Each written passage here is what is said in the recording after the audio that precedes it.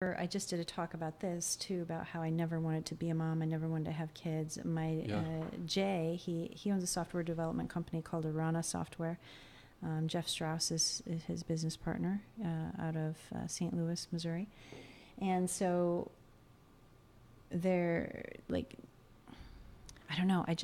I never was ever going to be a mom. I didn't want to be a kid. I never wanted to have kids. And so, jumping into that, like he's a widower. And so jumping into that with 2 toddlers, running a business, traveling, again, my emotional intelligence was challenged again, so it's very interesting how this stuff can affect your personal and your professional life. Well, I know when you were in Kansas City last year, you did your, I don't know about 3 years ago, but 2 years you did, it was leadership, right? It was leadership, transforming your life, transforming your team. So then when you've been working with emotional intelligence for so long, how long have you been working on this? Because I know that's what you were talking about that today, right? Right. Yeah. Today, that's what I talked about. How long did it take you to develop that up? I can't say that I have even completely developed it out. I just feel like it's a never-ending journey of growth and evolution. And so I really wanted to start getting different results. I think probably when I was about maybe 25, 26, I just started doing small little things before I even knew it was really emotional intelligence. And so, yeah. So what actually, and now before we go too far, Yeah. emotional intelligence. Yeah. I read about that maybe senior year of college. Uh-huh. I think that's about the right time most people do. Uh-huh. How do you describe emotional intelligence? Oh, yeah. So I have a big, long presentation with a very official description. And, what I call it is, do you get it? And if you don't, how can you? Because I spent so much of my life in my early 20s, just, I don't get it. Yeah. I don't understand. And I didn't have the tools.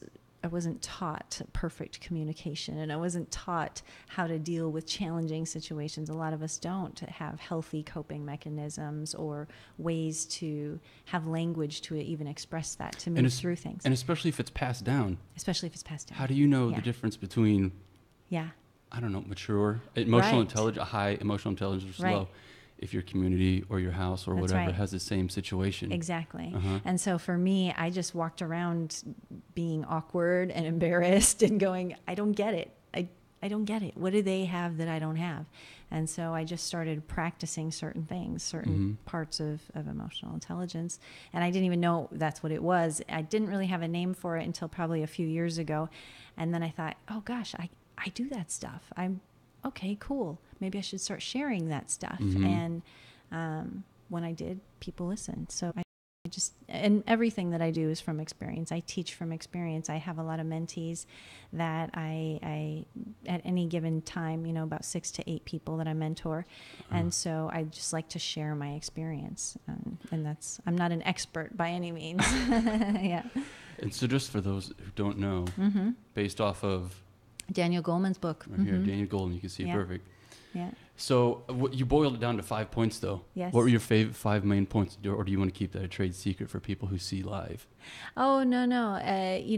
Things that I really think that have helped me are, number one, creating space. And Julie Funt, she's CEO of Whitespace. They do a great job for corporate training in this capacity, where if you just create space around things, it helps cultivate more imagination, more innovative solutions. You can really kind of get into why and get closer in touch with your feelings. Why am I feeling this way? What am I feeling? What is my position? I do a talk about steps to a difficult conversation. Yeah, I've watched it on YouTube. And looking in the mirror is that first step, and you have to kind of create space around it to give yourself room to process, to assess. That's a tall order. Yeah. That's like the hardest part, is just look in the mirror and say, like, okay, am I doing this right? Could I be better? Right. It's easy to look at other people and see exactly what they're doing wrong. Oh, yeah. That's the easiest part. Yeah. Okay, so how do you have that difficult conversation with yourself? So it's just being dedicated to it and being willing to say, did I really do that? Really? I was just saying how to be a good human being, and then did I really just respond that way? Or is that my thing? Really? Is this a pattern here? when has this happened before? And so if you can kind of take an accurate self-assessment, when we're talking about emotional intelligence, accurate self-assessment is one of those 26 traits and one of those facets. It's important to kind of create that space around it. Yeah. Absolutely. And you know, when you say, are you familiar with Jordan Peterson, psychologist? He's getting pretty big on YouTube. Great. He professor of psych. He teaches in Canada at university, but it's he's a psych. Gosh, I'm not going to even try because I'll forget what term it is. He developed this thing though called the self-authoring, and basically what it is, if you could imagine it into like an analogy. Watch a movie. Oh, yes. And, the main character is going through all these hardships at the beginning, nothing's going right. Things are worse than ever could be. Yes. And then in the movie, something clicks or an event happens or the main character has a revelation.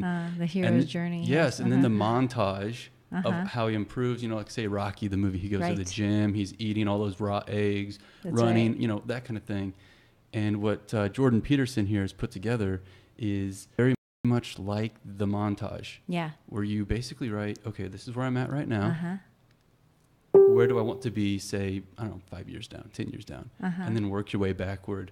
Yes. And you have to really monitor, how do I respond emotionally into these situations that maybe have gotten me into where I'm not so happy right now that I need this montage. What am I reacting to, or am I responding? Responsible people respond. Reactive people, they'll just quick react and you just go, go, go, go. And I've been that person. I've been that person early in business. That's actually, it touches on my second point, which is the perspective, shifting your perspective. So if the first tip is creating space, the second one is to shift your perspective. And I do this very simple, quick exercise with people when I'm with my coaching client, or even sometimes in the middle of a talk, if I have enough time in the room, and we'll all close our eyes and kind of shift our perspective. And you can do that just by closing your eyes and imagining, where in my body am I feeling these strong emotions? What are they feeling like? What's coming up for me? And then imagining also what it must be like for the other person and their perception. And then to also zoom out as a third-party perspective, as if you're watching it on TV, as if you're watching a whole scene.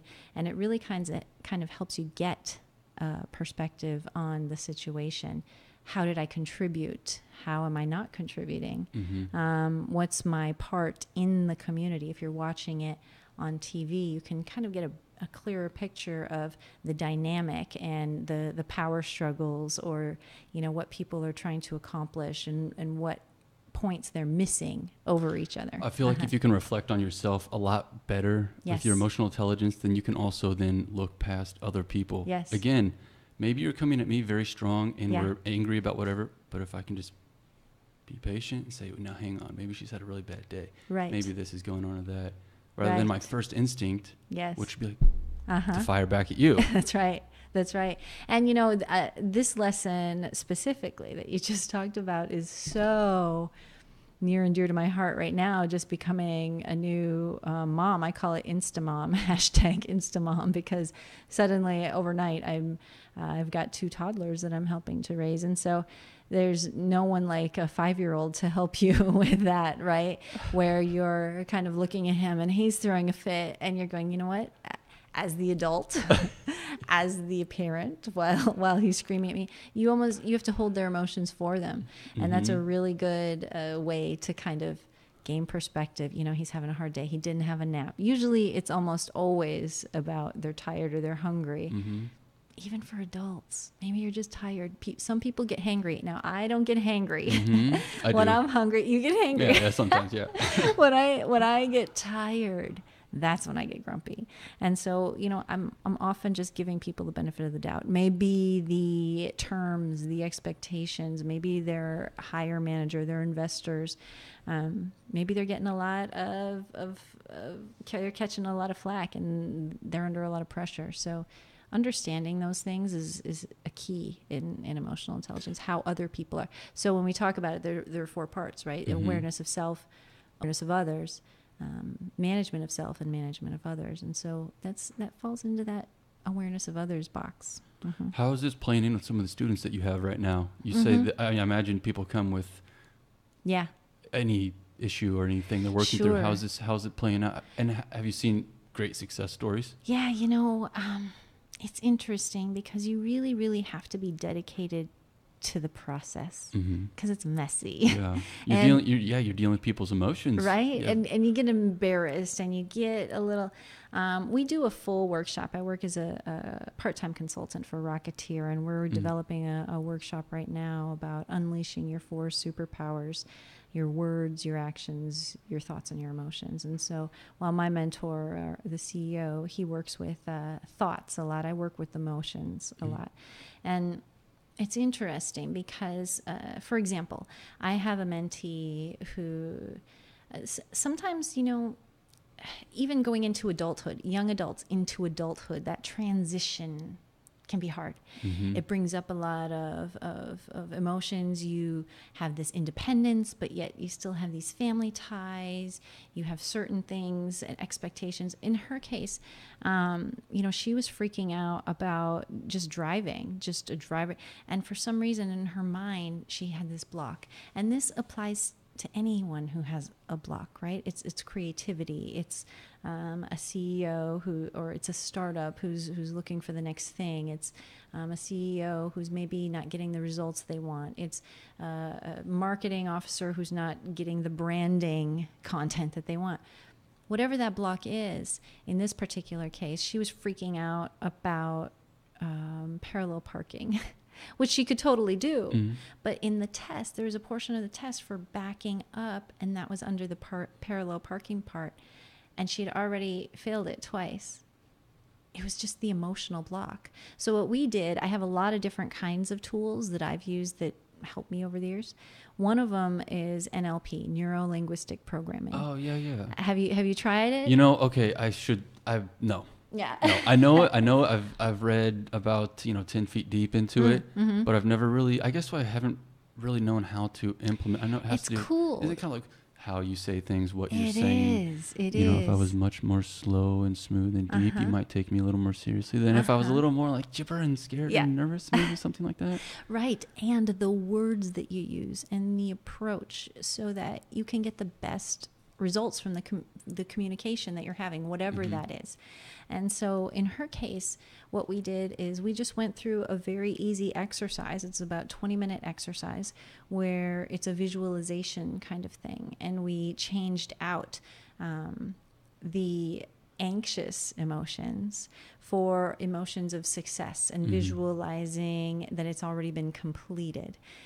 What I love about neuro-linguistic programming too is that they have these different scripts almost that everybody can follow, and you don't have to necessarily even discuss the content of what you're thinking. So for example, it might look like something like if we were doing some kind of an NLP process, maybe for example a timeline process where there was a time, a very specific pivotal moment that we could bring you back to shift the emotions around that and clear up that old energy and those harmful thoughts and replace them with better, more positive emotions. It's interesting because all I have to do as the facilitator essentially is read through the script, and the person can just close their eyes and then visualize it themselves. So it's not like therapy where you're going, now tell me about what happened and give me all the details. It's not like that. And I like neuro-linguistic programming for that reason, because the content doesn't matter. And you don't have to share the content with me. A lot of people are private, they're personal, they want to keep certain things, I get that, to themselves, and they're not really ready to share. But if they can close their eyes and be guided through almost a meditation, but, just guided through this exercise, you don't have to tell me what you're thinking of. You don't have to tell me the specific details, but I can still guide you through those emotions. And I love that about, if you find any good NLP coach, they'll be able to just guide you through that instantly. I've seen people who have had lifetime changes, things that have for example, claustrophobia, or, just life-changing incidents that have been cleared using NLP, that trauma can be healed using NLP. And I love it. But in this case, I don't do any of that deep work. I'm not a certified neuro-linguistic programming coach. But, fun little light things like helping one of my mentees pass her driver's test, that stuff I can do. And in her case, it helped her overcome those emotions of discomfort, of worrying about, am I going to fail it a third time? And, she was able to move through and pass her test, which is cool. Okay, so like I said, I didn't know that much about NLP, only just like the skin deep. But it sounds a lot, are you familiar with kind of like the Stoic philosophies? I am. Okay, so does that kind of tie in then with It does, yeah. Not only like what you say and how you say it, but I guess mindset as well. Mindset. And it's interesting too, because NLP considers how people process the information. You can watch through eye movements, through body language. I especially, people who are listening can't necessarily see, but I'm a very kinesthetic person. And so I wave my hands everywhere. I look down to process information, or I'll look down to the left. So oftentimes if I'm really, really thinking, and we're having a great meeting and a great brainstorming time with a client or one of my team members, I'll spend the entire meeting just looking down and to the left, because, for some reason, like that's where my visual, my whiteboard is, down and to the left. Yeah, I just caught myself looking left into the up and to the left. Right, so I guess that's my thing. Right. So whether you process and take in that information via audio or visual, or through touch, through kinesthetic. It's interesting. I really like NLP. If I had, an extra 20, 30 hours in my week, I would probably become one of the best students. Aside from going to a certified NLP type of person, do you have any great resources on the internet that you've come across? Yeah, I love like Heidi Heron, and they're out of Australia. Okay. They do free webinars. Oh. They have a lot of excellent resources, and one of the original NLP masters, and you can even become a certified coach through them as well. I think one of their books, the first one that got me into it from my coach, Mark Rowland, was NLP in 30 days. Okay. And it's just a very basic overview, and it's a fantastic starting point for people who want to learn more about neuro-linguistic programming. NLP in 30 days. Yeah. Okay. And as you were saying that, I remember reading an article, and over the source, I'm sure you could find it if you just typed in a few words to Google, but they were talking about the last election and how both Hillary and Trump both were using NLP. Sure. Clearly. Sure. They're fighting to get the most relatively important seat in the country. Yes. And this guy's breaking down, and it wasn't during any debate. It was during some press conference though with Donald Trump. And the guy was going on, the techniques, like 15 seconds by 15. He said, "Okay, now," and like you said, very handsy. Sure. Very handsy, yes. this type of thing. A lot of repetition. Trump. A lot of repetition. So anybody who's studied NLP, if you can come see any of my talks or anything, you'll see me, with repetition or with rhythm and things like that to help people remember the points. Doing things like, okay, number 1. All right, number 2. Yes. Number 3, or clapping your hands. Listen up, people. All right, pay attention, and then delivering the information. Okay, this is serious. Okay, are you listening? And you do that 5-6 times during your talk, and those 5-6 points are going to stick a little bit more.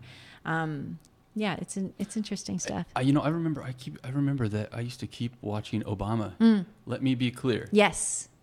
Exactly. Let me be clear. That's exactly it. What's up? What do you need to say? That's exactly it. Let me be clear. Well, even for coaching, I coach a lot of people who want to be up-and-coming speakers or who want to be TED Talk speakers. I teach them, programming certain key points, especially in interviews. I've done this also for people who are going to be on TV or, they're doing an interview on the news or something, where make sure that you have your 1, 2, 3 important points, and I kind of program them in, my pointer finger, my middle finger, and so you go 1, 2, 3, and I talk, and I'll have that first point, and I'll know, okay, am I covering that first point? The second one, okay, and then the third one, especially during news interviews, because they can go really quickly, and journalists are really, really excellent at asking questions, but just because they've asked it doesn't mean you have to answer it. And that's what I coach a lot of people who are, in the public. Sometimes it's easy to kind of get derailed, or it's easy to offer up information you may not otherwise have wanted. So if I can just remind them, and I teach them to stay on point and just remember 1, 2, 3. You've got those 1, 2, 3 points programmed in, and you can keep bringing the conversation back to those points. Keep bringing it back, and that's also NLP, which is really helpful in emotional intelligence and cultivating how that you're communicating and how you're presenting your information, how people are going to remember it. What was the I think you got to number 3 of oh your 5 yeah steps. So we What's talked about white space. We talked about shifting our perspective. Another thing that I encourage people to do is to make a list of where you're at. It's kind of like an assessment.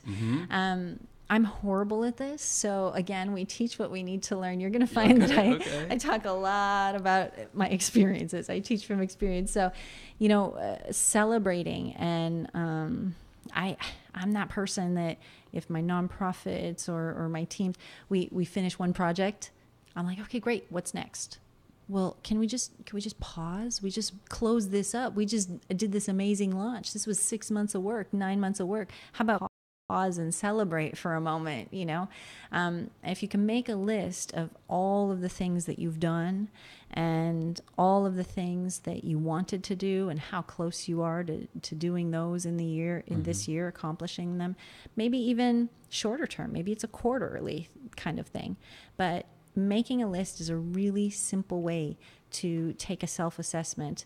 Again, when we're talking about emotional intelligence, 1 to 4, it's that first box, awareness of self. If you have an accurate self-assessment of what you're bringing to the table, of where you've come from and where you're going, that's going to help you cultivate more emotional intelligence. I can't agree enough with the list. Yeah. Because I think it was maybe when I graduated university that I first started carrying a notebook with me everywhere. Yes. Anything there's simple to-do stuff, monthly goals, quarterly, like you said. And you know what you find, or at least me, yes, is that if I'm not keeping a list, then I can't keep track of what the big things I'm trying to accomplish. Right. And it's like rowing a boat with one paddle. Yeah. You're just going in circles, and you're in a foggy, there are lots of fog, so you can't tell if you're making progress anywhere or That's not. right. Maybe you're maybe you're going the wrong direction. But yeah, list. It's easy to get derailed, and it's interesting too. Oftentimes, if it's good to see, where you're challenged, it's probably the parts where you're avoiding. So if those things are not on your list, but they need to be done in order to accomplish your goal, there's probably some work for you to do there. If you see a whole lot of things, like I love community, I love contribution, those are some top values for me. I spend a lot of my time doing those things, but are they going to help me with my goals? Well, yeah, actually. I've found ways to contribute, to donate my time, to donate my money, and efforts that also are going to help me move the ball down the field a little bit more and accomplish those goals, as opposed to just randomly giving people my time because it's fun and let's go play in the park and let's go have this event and let's go play. It's easy to do. Yeah. And, to add on to what you said about your to-do list and like what really scares you, Tim Ferriss, the 4-Hour Work Week, maybe that's where you also had that, but he's got the saying or the quote is, when you write down your list of everything you need to do, whatever scares you the most is what you need to do first. Do it. Whether it's a phone call or whether it's whatever, filing papers. Because you've already knocked out that first thing that's the hardest thing right at the beginning of the day. From then on out, everything else is going to be a breeze, right? I read a terrific article, an interview with Michael Phelps it was something about how to be a champion, a day in the life of a champion. that's what he does. His very first thing, difficult, lighter, lighter. And that way, and then he puts training at the end of the day. So that way, by the end of the day, he's already accomplished everything. He has this strong sense of accomplishment, of achievement. He's knocked off all of these things of his list. Of course, now all I got to do is jump in the pool and swim some laps and super fit. I'm done, no problem, right? Daily. So it has that. It puts him in the right mindset, right? And it has that structure. The infrastructure is there for success. He's just got to step right into it. It takes a lot of self-discipline. Yes. So then, okay, people watching or who watch in the future. So someone's saying, yeah, you're totally right, Christina. I love it, but I don't know if I'm going to get a coach. Yeah. You don't need it necessarily. You don't need it's as simple as just buying a notebook at the CVS. That's right. Start off, first step. That's right. And I always tell people when I have my coaching clients or my mentees, start where you are. Just start where you are. Maybe your first list is just an assessment of your resources and skills. What am I working with here? What am I working with? Okay, good. Now where can I go with these? And I've told clients, as simple as that. If they have, we don't need to worry about, you don't need to start off at where you are in retirement. Yeah. Let's start off where we are right now. Like, what's your debt situation? Does that concern you? Write down all the situations that's, where you are right now. Yeah. And then we'll work our way backwards to get you to that end. Yeah. And that's a lot, again, like what the guy Jordan Peterson was saying. Imagine that montage. And what does the hero in that montage have to do, who is you in this case, have to do, and then write on the list. And how am I going to do this? Does this take a week? Does this take a month? Right. Bullet points just below chunk it down. Dun. How's it going? It's pretty incredible. I love that. You don't have to eat the elephant in one bite. Totally. You don't have to eat the elephant all in one bite. And, I didn't start. It was completely foreign to me. Like most of us, we are not given the tools for perfect communication. Most of us, we don't grow up with the most perfect coping skills to deal with life. I mean, life happens. Life happens to lots of people. We get derailed. We have to pivot. Maybe there's a traumatic event that happens and things change. Even in the business world, I never thought I'd own my own business. And I was totally unprepared. I don't have a business degree. But as I was going through things and these lessons would come through and I'd look at other people and I thought, they're just born with business acumen. That's just how it is. They're just born. You're born a salesperson. It's not possible. Oh, public speakers? Yeah, right. Like I would never be a public speaker. I couldn't possibly. How would I? People are just born that way, and I didn't get it. And I was constantly just kind of looking around, going, I don't get it. I'm confused. What do they have that I don't? And I just kind of started watching those people and emulating a little bit of what they do. And before it was even emotional intelligence in my language, I was already practicing those things. So in my early 20s, I tell people there wasn't a whole lot of integrity in a lot of what I did and my interactions. And that was kind of my first piece. And when we talk about integrity, again, that falls into that first box for emotional intelligence.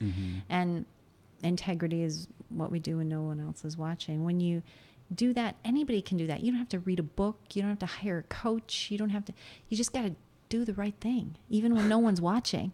And that's a perfect way to begin on the journey of exploring and cultivating more emotional intelligence in your life. I have reduced stress. I have greater clients. I have greater communication in my personal and my business relationships now. And gosh, I'm an international public speaker and trainer. I don't know. It works out. It works its way out. Yeah, it does. And especially with the internet and everyone trying to make themselves whether it's a video blog or their blog or their speaking or whatever, it just works out where the cream rises. Yes. It doesn't matter if there's only 10 people on the internet or 10 billion people on the internet. That's right. Yeah.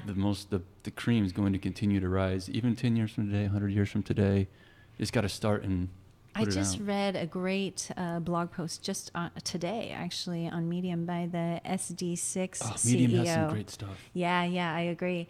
The SD6 CEO, she's a software developer. She owns a company for software development, managing vendor relations and product relations. But, she was talking about how the people that we are today, and I always say this, there's no one like your friends to validate who you are, right? So sometimes it's hard to kind of get out of that stigma if your friends are constantly validating, oh, you're a sushi lover. You love sushi. You eat sushi. And she said, 10 years ago, that was actually true. But now I live in Vegas, and in Nevada, we have the best Mexican food. And she's like, I eat Mexican food all the time now. So my friends from 10 years ago may be describing me as one of their well-known sushi lover friends. But actually, that's not true, because I'm evolving, I'm changing, I'm growing. And that isn't just true with our tastes. It's true with how we process information, our coping skills, our willingness to grow and evolve as humans, as leaders, just as decent human beings. And that goes full circle. Yes. You're never too young. That's right. To learn, whether it's the emotional intelligence, the Yes. Stoic philosophy, the NLP. That's right. It's all inside of you. Well, and the cool part is, because I have chronic pain and I have a thing with my nervous system that affects me and how I work, it's interesting because people say, well, I'm just not sure, and how's that going to help? And it's all related. It's all, if you just kind of dig in and you're willing to keep growing and keep learning, any bit, whatever you're subscribing to, whether it's Stoicism, whether it's NLP, anything is always going to help you kind of get to that next level. Yeah. When you were saying earlier, I'm going to kind of switch this moment, because you were saying that now you're kind of an international speaker, international public figure. Where outside of US have you been speaking and doing events? I was so honored. I just came back from NDC Oslo, and Norway is just such a beautiful country. Okay. I loved their design. I loved, all the people just seemed very calm. They just seemed very grounded. Although, because I'm more of an intuitive speaker, they are not as expressive as we are here in the U.S. Yeah, right. And so I was done speaking, and I thought, oh my gosh, they hated me, right? There weren't any questions. There weren't people engaging. There wasn't a whole lot of like head nodding and clapping and things like that. And I'm used to that here in the U.S. And I thought, oh my God, they hate me. But it wasn't the case. It wasn't the case. And some of my other friends were also saying the same thing. They were like, oh yeah, actually that's kind of how it is in Europe. People are a little bit more serious. I've also been to Morocco. I love Derks. Really? Okay. They do a great conference that's in 6 different places now, I think. I spoke in San Jose as well, and I think that was the first one they've done in the U.S. But Derks, it's a JavaScript conference. I'll probably be going back again this year. So I really like that. I've also spoken in Australia, Southern Australia. I love Australia. Because I was a plant geek before I was a computer geek, I really love the ecology, and I had the opportunity when I was in college to study in the Australian rainforest. So to return again 20 years later and as a public speaker, it was kind of nostalgic, like, wow, this is kind of cool. Like, look where I've been, look where I've come. So that's kind of cool. Very cool.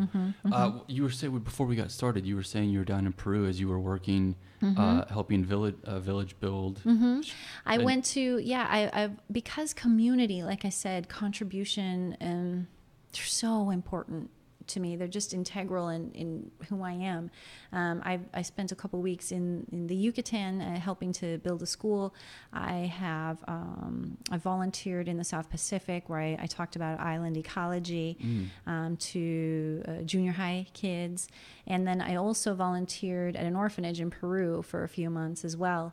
And just kind of lived there and hung out and, did different things with the kids and played around the orphanage and cleaned up and cooked. Which part of Peru were you at? I was in the Sacred Valley. Mm-hmm. Is that the northern or southern half? It is the northern part. It's on the way to the, of course, the famous Machu Picchu. Yeah. So it's right in the mountains. Teeny tiny little village, Lamay is where I stayed, halfway between Cusco and the Machu Picchu. Oh, okay. Yeah. So I was earlier this spring, maybe just a few months ago, I was up in the very northern part of Peru. Oh, that's I was curious, exciting. The first thing I noticed, so I'm about 6'1", 6'2" on a good day with good shoes. Yes. And I was walking through the airport of Peru.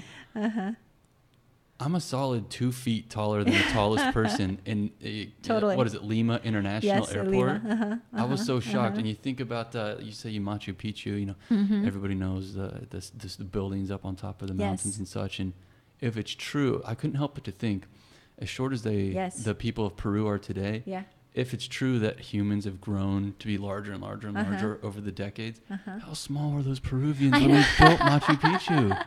Oh, that's so how funny. Small were they? That's because so I'm not even embellishing. I was at least a solid 1.5 feet taller than the tallest man that was in there. You know where else I have been that was noticeable? And now, I always tell people I'm a good mix. It's one of my other hashtags. My father's Chinese and my mom's white. I did a TED Talk about it growing up in an almost entirely white community when I was younger. But, Asians as well, we're traditionally, shorter stature.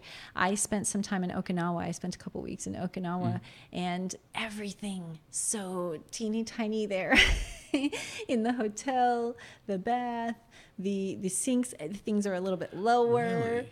Things are smaller, more compact. And even me, I was like, gosh, I could be in the NBA here. Really? And I'm 5'6", right? So I can relate. I can relate. It's different. You're looking around and you're going, what's happening? This is just a little bit different. And that's why I love travel so much, is Absolutely. to be exposed to other cultures, to understand what they're doing, to celebrate what we can learn from them.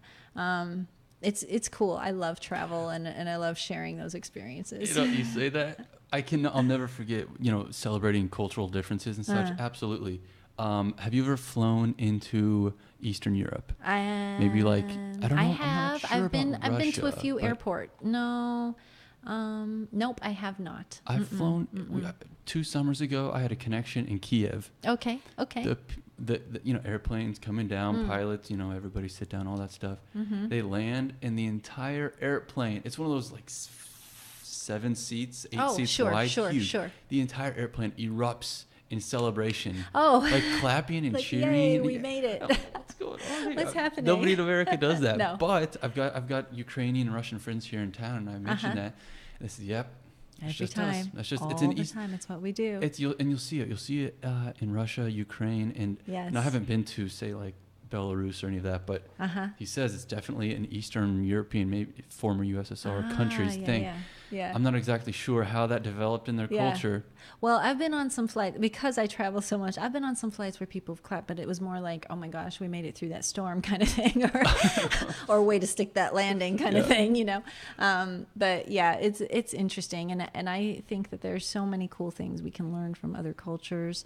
And if we can, celebrate those and share that information, we all grow together. We all grow together. We can learn. We can, and again, bringing that back to emotional intelligence, how, you can teach an old dog new tricks. We didn't think you could do that before, but with the last developments that we've just in the last decade that we've learned about the brain and how the brain works and neuroscience. I mean, even look, what year was this even published? I think, This is the late 80s, early 90s? Maybe? I'm trying to remember that. One says 94. 94, one's, but even so. Even 94. So. Yeah. That's not that long ago. That's right. And as far as science goes, we're definitely constantly so. Well, and the cool part is that 1994. Since then, so many things have come, and he's written a couple other books, and there have been other ones that have stemmed from that, from just kind of fine-tuning his original concepts. Emotional Intelligence 2.0 is a great book where they talk about the 26 different facets and 26 different traits. It's interesting because what neuroscience tells us today is that you can essentially deepen the groove, create neural pathways by repetition, or, if the stimulus is strong enough. So we can learn new things. You can create new neural pathways. There have been times in history, in medical history, where somebody would lose a certain part of their brain that would be damaged or become damaged. Say, for example, for feelings, processing feelings, maybe they're an auditory learner. They can redirect those neural pathways, and suddenly you're experiencing feelings as a visual learner, right? Because that part of your brain has been damaged. So I think it's fascinating how we can train our brains, we can train ourselves to respond rather than react, respond like responsible people and take responsibility for our emotions, instead of just lashing out at everybody because the outside world isn't matching the inside world. To play on the responding, have you, are you familiar with the book Chimpanzee Politics? No, I haven't read that. It's very similar. It's kind of, it builds a good for what you're building here is I cannot remember the woman's name, although I think the book is just over there. A researcher. She goes into the jungle of in Africa for like 8-9 months, and slowly gets introduced to the people, or to the not people but the chimpanzees that are around there. First off, she has to stay like a solid 100 yards away, just to where she can see them. Maybe 4 weeks later, she gets to maybe 500 yards. Slowly gets closer. Anyway, she spends like years in the jungle studying these chimpanzees. And then I believe also in the zoo later on, the same stuff she's applying. And she's finding how these chimpanzees all react. And it's not like it's new science today. Kind of like emotional intelligence. This came out in like the 70s or 80s, this chimpanzee stuff. And they're showing how monkeys, who as humans we like to say we're a little more evolved, but maybe they're not as emotionally developed as we humans are, so they can't necessarily work on their emotional intelligence. And they're very, very emotional animals. And they don't always think, okay, you know what, maybe the chimpanzee over there's having a bad day. I should just, maybe he has a point. Let me just think about what they're trying to communicate, because maybe I'm not getting it. How would I react to that situation?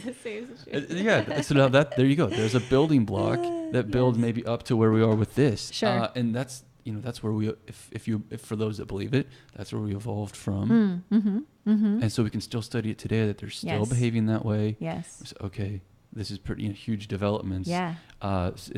It ties. I feel like that ties right on into absolutely. And again, bringing it back to my 5-year-old at home. I mean, it's the same kind of thing. Like, how would I feel if I didn't have my nap today and I was 5? And this video game was absolutely my world, and I was told that I can't play with it right now. Of course, I'm going to have a strong emotional reaction. And so, what are the kids' video games, cartoons that are popular today? I wouldn't know now.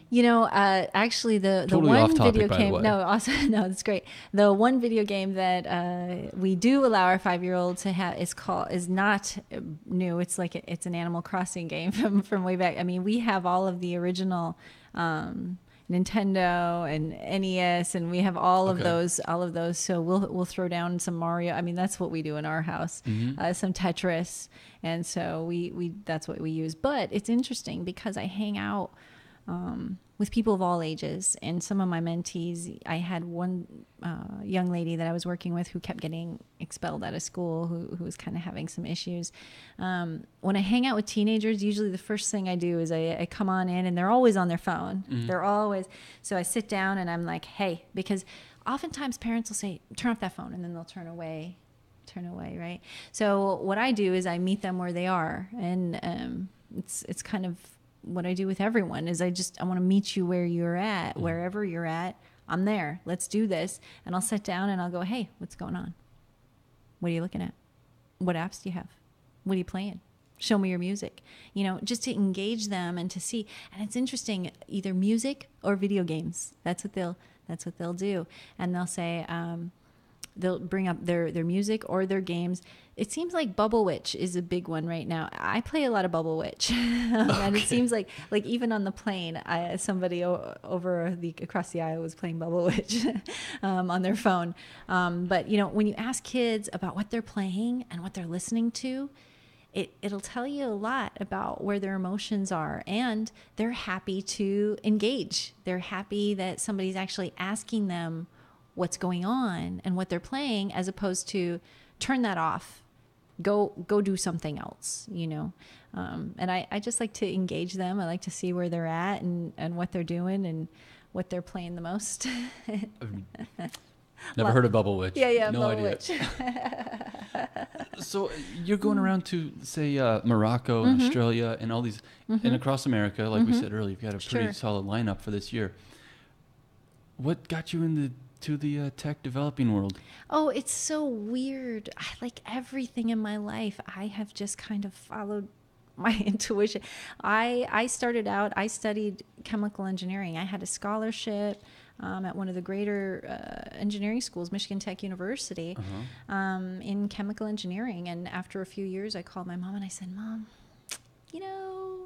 I think I want to be out in the forest. I am tired of being in these labs for 3 hours. And then I changed to ecology and environmental sciences and started studying the forest. Michigan is a beautiful country for that. If nobody's been up to the Upper Peninsula of Michigan, it's just pristine. One of the only other places, I guess there are a couple, but it brings to mind Kauai, just because it's just so diverse, it's rich, it's very humid and rolling hills and a lot of different species. So I had fun changing from chemical engineering to ecology.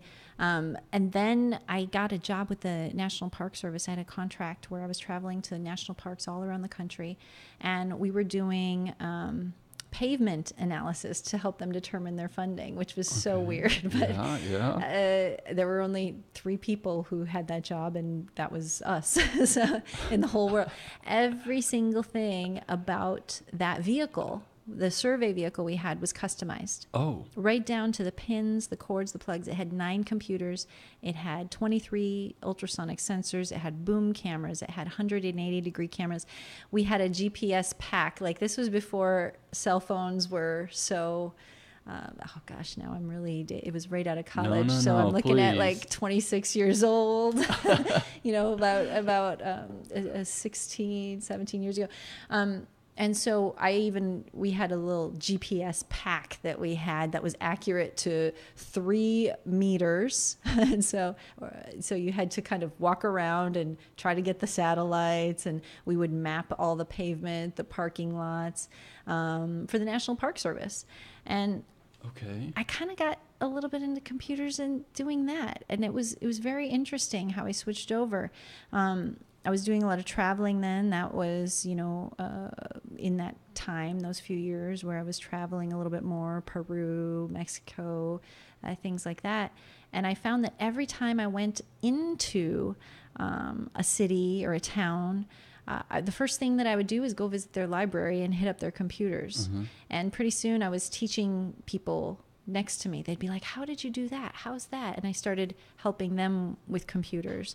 And then I decided to get one. And this was back when Dreamweaver was a thing, before Adobe had bought them. So I taught myself HTML and CSS while I was working 2 full-time jobs, and just started designing websites for people as hobbies, using tables. I was using tables back then for layout stuff. What decade was that? That was early 2000s, That's right. maybe? That's right. Okay. Early 2000s. And I did that for a while. I did that, and then I started doing even freelance work, web design work. And then one day I just decided I'd try to go at it as a business, and there I was.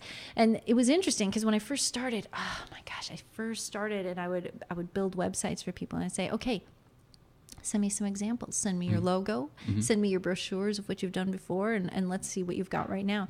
And their logo would be green, and their business card would be blue, and they'd want a yellow website. And hold on, let's talk about branding. And, then social media came up. So we had to learn how to incorporate that into our websites and into marketing and watching the numbers for their website. Then the SEO stuff came in. So, as a boutique digital advertising agency, I kind of just started adding on pieces here and there. And then, these days I just do whole advertising strategies. We have a great team. They handle everything. I just assign account managers and help small businesses and individuals increase their online presence, whatever their goal is. And that's what we do. And I have a great team. They handle everything while I'm traveling and while I'm working on things. And you're all based out of Las Vegas still? The whole office? Well, nice. No, everybody is remote, but still based out of Las Vegas. My number one thing is, at the time I was married when I first started my business. And at the time, my ex-husband, he traveled a lot. Okay. And my goal was, I was working for somebody else at a law firm as an executive assistant. And it was just, I was home all the time in Las Vegas while my ex-husband was traveling. And I was like, you know what? I'm going to build a business. As long as I have Wi-Fi, I can work. So have Wi-Fi will work from anywhere. And that was my number one goal. For me, that was success. I didn't start my business to take over the world or solve some perfect problem that would make me a gajillionaire. My goal was to create a lifestyle that I could travel, that I could have the freedom to operate my business from anywhere, and that I could grow with other people, with a team of people, because I have a great tribe that supports me. And I'm just so grateful for everyone, especially now these days, because it's been a little challenging lately with a lot of travel, with being a new mom, with moving. We just bought a house, and so it's been a very, very challenging 2017. Yeah, you're gonna have to really reflect. Yes, a lot of reflection. Yes, exactly. So you've got you just had a child. Yeah, so we've got two. When I partnered up with Jay owns Rana Software. He's also he's a brilliant software developer. He and his partner Jeff Strauss, who's actually here in St. Louis. He's in Missouri. Jay's a widower, and so I kind of inherited a couple kids. I never wanted to be a mom. I never thought I'd be a mom. I did a talk about that actually, and so it's been probably one of the greatest influences in kind of fast tracking a lot of my emotional intelligence skills, because you have those reflections right there. You have to. Now, being someone who is conscious and you understand the principles. Mostly, as much as you can. Yeah. Being that you understand the principles of, say, emotional intelligence, and you now have some children who you're responsible for raising as a parent, how are you going to try to, input, I guess, if that's the right term, those, because I think we both agree this is a very important personality trait. Very How do you make sure without, pushing, you never want to be too pushful and develop reverse anger or whatever. Sure. How are you going to try to raise with kids with emotional intelligence? Jay and his late wife, they had already set the groundwork, and they're just, both of them, amazing communicators, and they did a really great job with them initially. So for me, a lot of what we do is I ask questions, and that's part of my 5 tips. I say get curious. What's in the other person's head? Just ask questions. So instead of things like, here's a great example. Instead of getting in the car and going, "What'd you learn at school today?" and leave it open like that. Once they start talking a little, tell me more. And what about that? And it really kind of gets them in touch with their feelings. How did that make you feel? And then what we also do is a gratitude practice. You got to tell 2 things that you're grateful for about your day. Okay. And when you ask, what are you grateful for today? It's interesting to hear what comes up, because I'm grateful that I got my new shirt. I'm grateful that we have friends coming over. It's interesting how little kids, their emotions, what's on their mind, it'll come through in whatever they're grateful for. And it kind of helps them Again, when we talk about making lists, take that self-assessment, understand what they're grateful for, where their head's at, what's important to them right now, how it made them feel. Do they want more of that? Do they want less of that? It's interesting too, because our 4-year-old, she could kind of be very stubborn, right? And so putting her in timeout often doesn't affect her. Okay, so it'd be like, did you bite your brother? Yeah. Well, why? I felt like it. I'd be like, okay, time out. And she's like, all right, I'll be in my room. See ya. Like, like that's her kind of. So what we had to do is we had to think about her values. What does she value? Well, she values connection. She values family. And so instead of, yelling and being the punisher of, that's a bad thing, you made a bad choice, instead talking about how, you know what, we love our family, and you love your brother, and we have to take care of the people that we love, so they want to play with us more, so they want to help. So teaching her that empathy instead of just yelling, go to your room, it doesn't really teach her anything, because she's just like, all right. And she'll sit there, like, she'll hang out, you go check on her, like 5 minutes, 10, have you thought about what you did? Yeah. Are you ready to get out now? No, I think I'll sit here a little longer. No, that's not how it works. Wait a minute. So we've had to take that approach with her in order to teach her, we take care of the people that we love. And that's an important thing. So that's a few of the ways that we cultivate emotional intelligence at an early young age. Mm-hmm.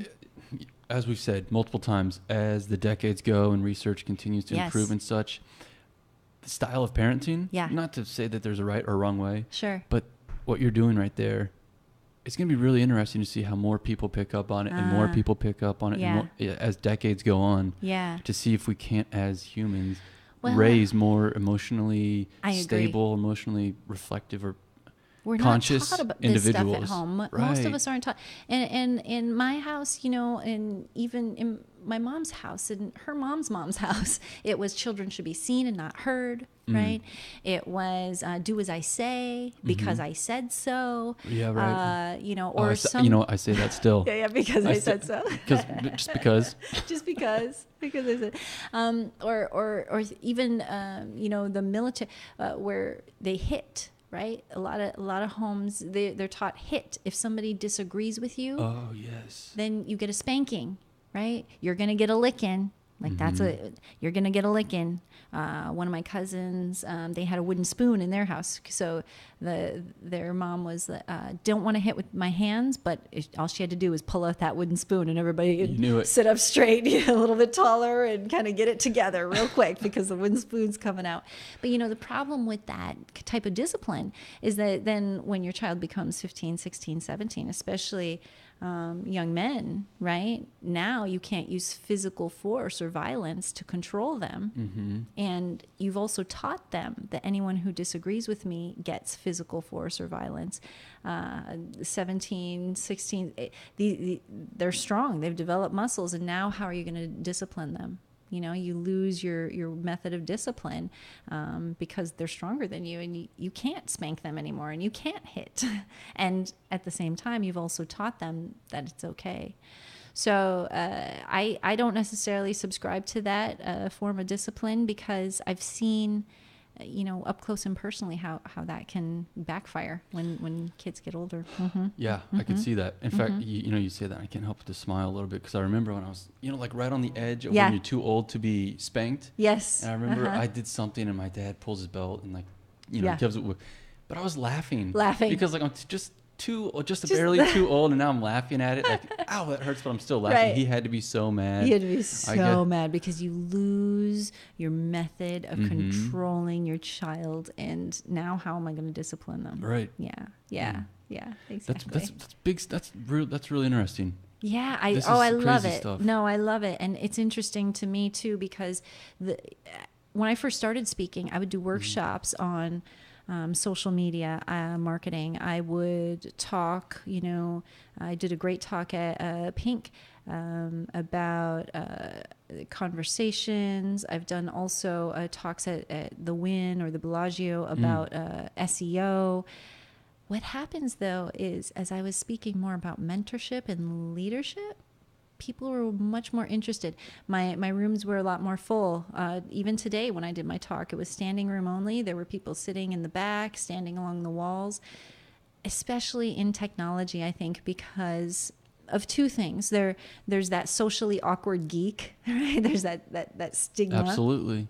Which I don't necessarily fit because I like to wear dresses and heels. Okay. There's that socially awkward, in the basement, like bad hygiene, geek kind of person. And then there's the other thing about, not engaging and just sitting behind and hiding behind a computer screen. And so people want to change that. Mm-hmm. There's the gender equality thing, right? Sure. They're offhanded comments, but listen, anybody who's played video games or, popped into Xbox and played with teams, people are threatening, they talk smack and, it's kind of a thing.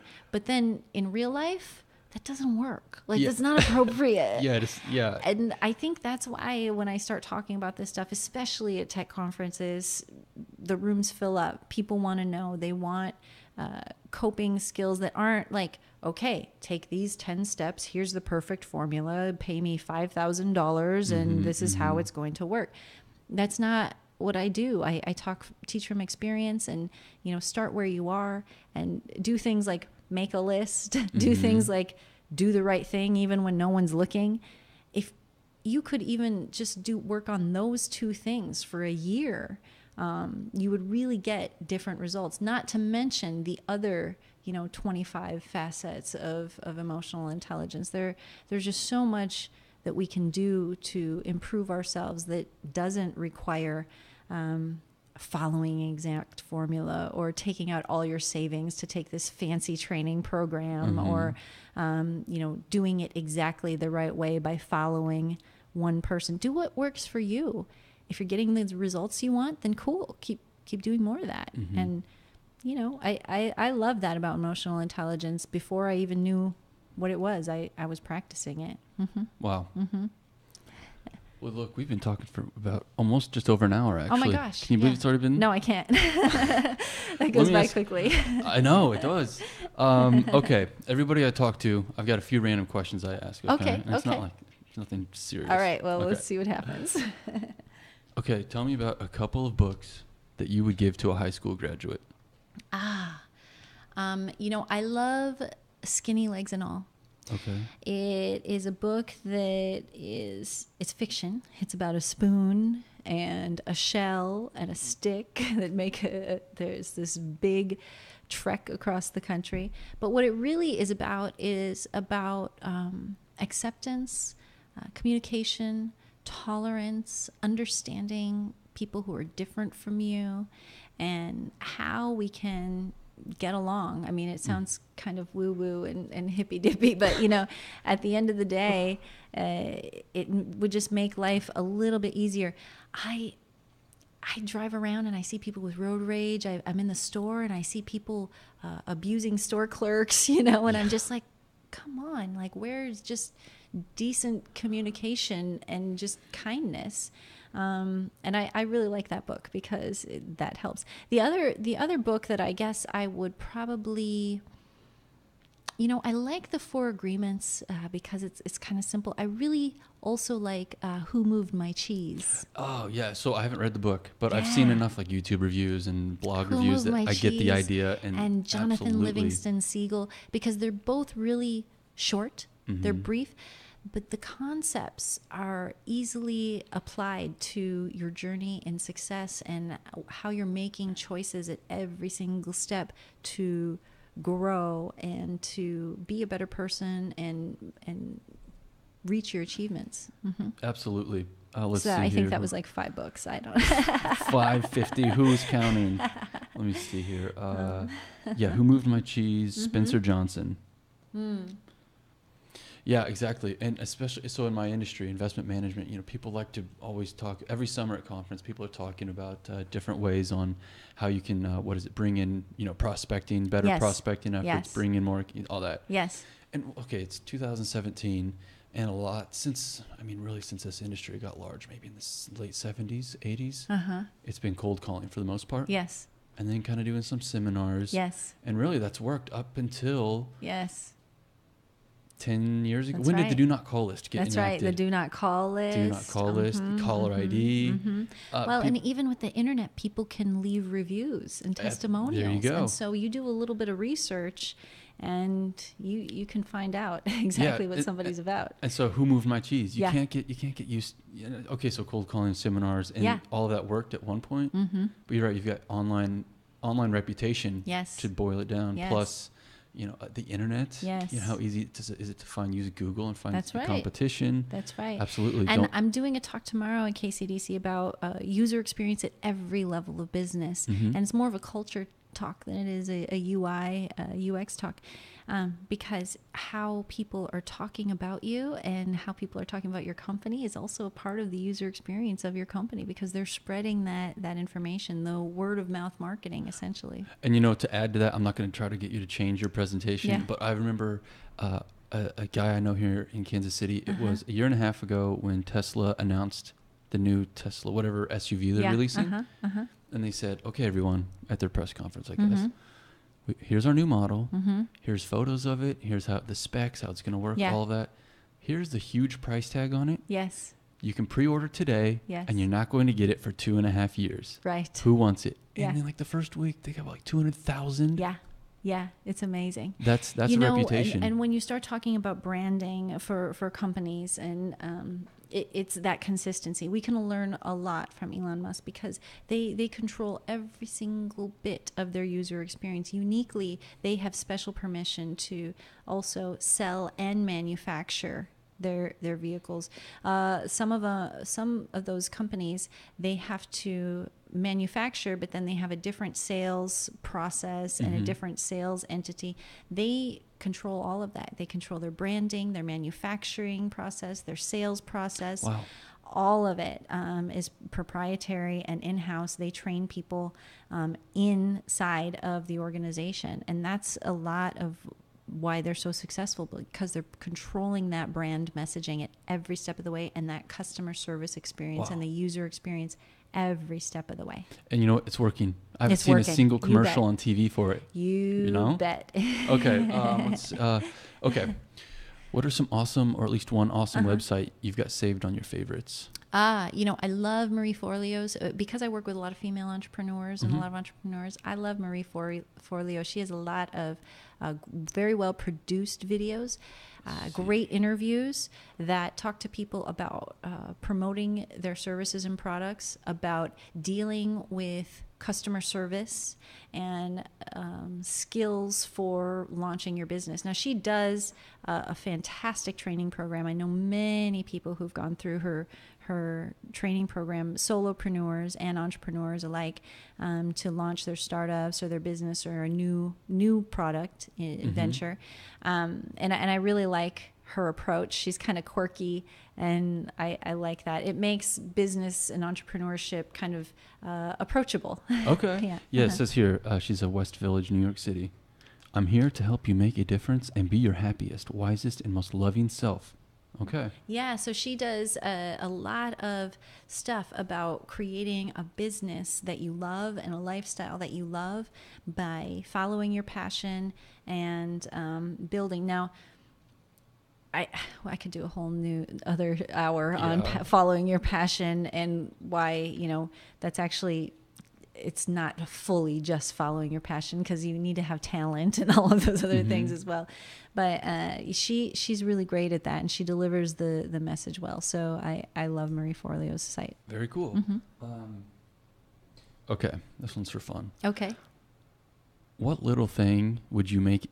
Okay, if you were president tomorrow, what little thing would you make illegal just because it annoys you? Oh, little thing that just one little, just like some small little stupid, insignificant thing that annoys you. With the toilet paper roll the wrong way. Listen, I'm saying this in public for the first time. Okay.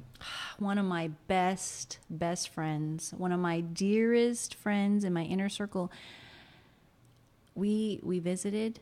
We were at their house, perfectly normal best friend. I've known this person for years. And there I was at every single bathroom had the toilet paper roll the wrong way. And I thought, I don't know if we can be friends. I'm questioning my reality right now. Like, what is happening? So then what was it? Was it under? Under? It was under. So then it wasn't over. It was under. Everybody knows over, right? Yeah. Well, that seems to be the most simplest. So that's really harsh. It's harsh. That's really harsh. It's a pet peeve. Okay. It's a total pet peeve. When I go to buildings, I see it and I'll be like, what's going on with this management around here? These custodians. No, everybody knows. Over. That's the first step to turning your company around. There you go. Are there any YouTube channels or podcasts that you're addicted to? You know, this might seem a little weird. I love Alan Watts. He is a fantastic theologian and philosopher who never really, he did early in his years, but wasn't necessarily subscribed to any philosophical way of living or religion. But the way that he presents information, it's very simple, it's very clear. It's very much, do the best we can, start where we are, and focus on you. When you focus on you, mm-hmm. It's interesting how the world around you changes, how people around you respond differently.